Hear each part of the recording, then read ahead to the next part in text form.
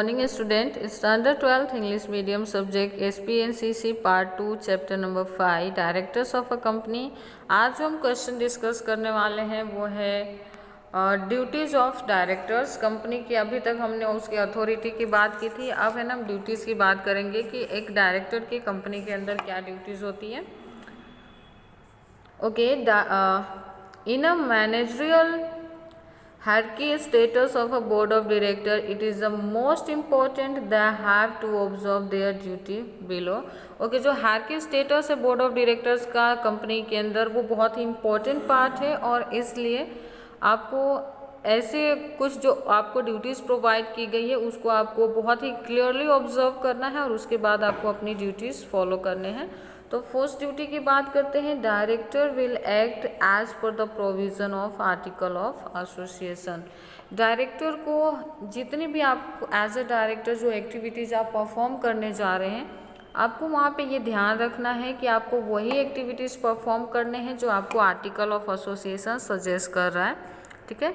उसके बियॉन्ड जाके कोई भी एक्टिविटी आपको परफॉर्म नहीं करने हैं। सेकेंड आता है A director of a company shall act in the good faith in order to promote the objective of a company for the benefit of a shareholder. As a director of a company shall act in a good faith. Okay, एक company के director होने के नाते आपको good faith means कि ऐसी activities करना है जो कि कंपनी के साथ साथ आपके शेयर होल्डर्स के लिए फ़ायदेमंद हो, ठीक है। आपको कंपनी को इस लेवल पे प्रमोट करना है, उसके ऑब्जेक्टिव को इस तरह से कंप्लीट करना है कि जो कि शेयर होल्डर्स के लिए बेनिफिशियल हो प्लस आपके जो कंपनी है उसके लिए बेनिफिशियल हो। थर्ड वन की बात करें तो a director of a company shall act in the interest of a shareholders, employees and the society and for the protection of environment.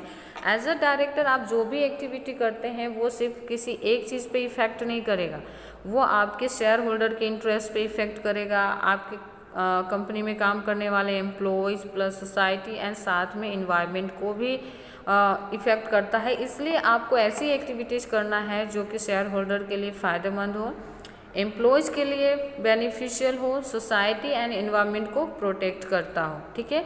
किसी भी तरह की ऐसी एक्टिविटी में आपको बिल्कुल इन्वॉल्व नहीं होना है जो कि एनवायरनमेंट को नुकसान पहुंचाता है, एनवायरनमेंट के लिए हार्मफुल है, ओके। फोर्थ वन की बात करें, a director of a company shall exercise his duty with due to the responsible care, scale and diligence and shall exercise dependent judgment. Okay, a director of a company shall exercise his duty with the due and responsible care.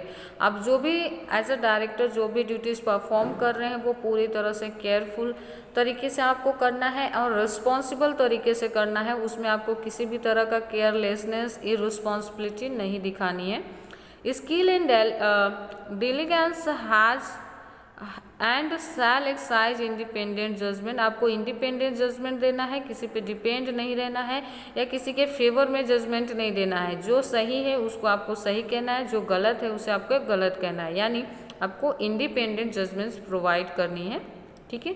क्योंकि एक director का जो post होता है किसी भी company के लिए बहुत ही इम्पोर्टेंट होता है और एक इम्पोर्टेंट पोस्ट के साथ कभी भी नाइंसाफ़ी नहीं होनी चाहिए, तो आपको ये चीज़ें ध्यान रखनी है।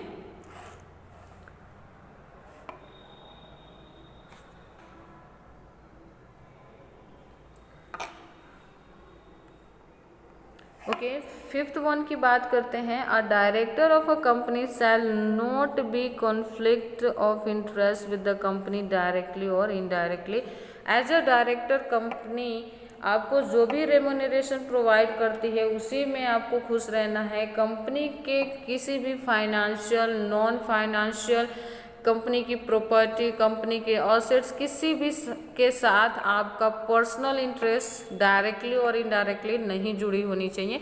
अगर इस तरह की एक्टिविटीज़ में आप पकड़े जाते हैं तो आपको आपके पोस्ट से हटाया जा सकता है और आपके खिलाफ जो भी एक्शंस लेने हैं कंपनी वो भी ले सकती है। तो आपको ये बिल्कुल ध्यान रखना है कि कंपनी के किसी भी मैटर के साथ आपका कोई पर्सनल इंटरेस्ट कनेक्टेड नहीं होने चाहिए, ओके।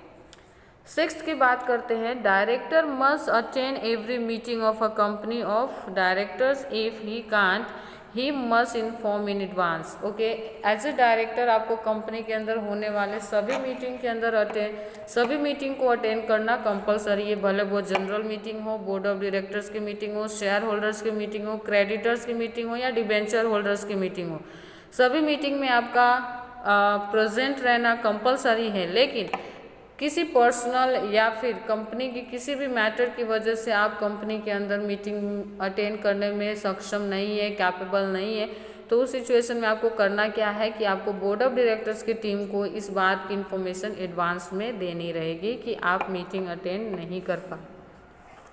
ओके, तो आज हम ना यहीं तक रखते हैं ड्यूटीज़ को। नेक्स्ट लेक्चर में हम आगे की ड्यूटीज़ के बारे में बात करेंगे। ठीक है, लेक्चर को लेंदी नहीं करते हैं। Thank you.